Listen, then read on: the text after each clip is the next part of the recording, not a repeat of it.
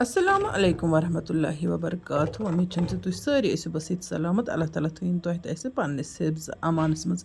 Restaurant style शाही फिरिनी बनाने बाबत न्यो मे तकरीबन 1 लीटर दूध ती त्रो मे यथ कतरविस बानस मज।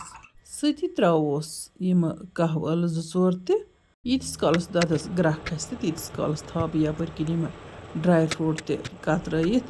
अत रेसिपी मज दोदे मत त्राउन न कि ज्यादा सोज त्रिवित फिरिन बनावन तिस यह गछ हलव हिश।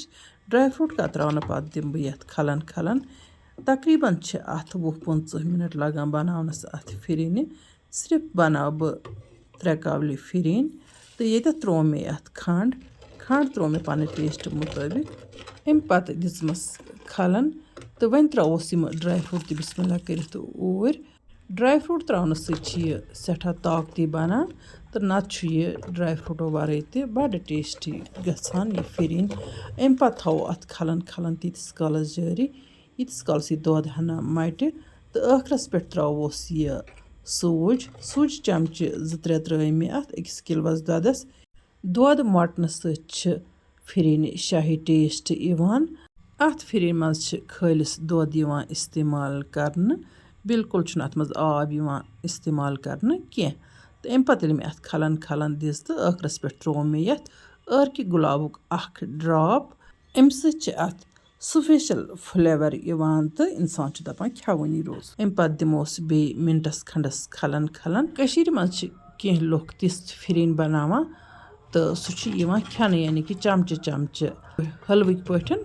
तो वन गो फिरिन यह फिरिन खेने कह बल्कि यह फिरिन चने अत मज दोदे मटा यम कि वजह सह यह सठे मजदार बनान। टेस्टी तो मजदार तो जायकदार फिरिन बिल्कुल तैयार। आजकल मौसम ठंड तो तीर वारिया ठंडी तो इसलिए करोन यह गर्म गर्म सर्व इफ्तियार तैयार। गर्म मौसमस मज फ्रिजस मज थवित अत बिल्कुल आइसक्रीम हिंद टेस्ट इवान। यतन हेकोस बे कह ड्राई फ्रूट या ड्राई फ्रूटन हज बस पे छकित तो अमे अलाव त्रोस खशखश। यथ माह मुबारकस मज सान सेहत खतर जरूरी आसान तिकाज सठा ताकती बनान तो इफ्तियारन अम सतन होश इवान। खोन चोन सेहत बापत जरूरी वन गो यथ माह मुबारकस मज इबादत काफी दर्ज इसलिए गस कहन त मिनट जाय करन। मेन बापत ऐसो दुआ करन अल्लाह ताला करन तुहद सारी नेक दुआ कबूल। बिहो अल्लाह ताला हवाल। अल्लाह निगहबान।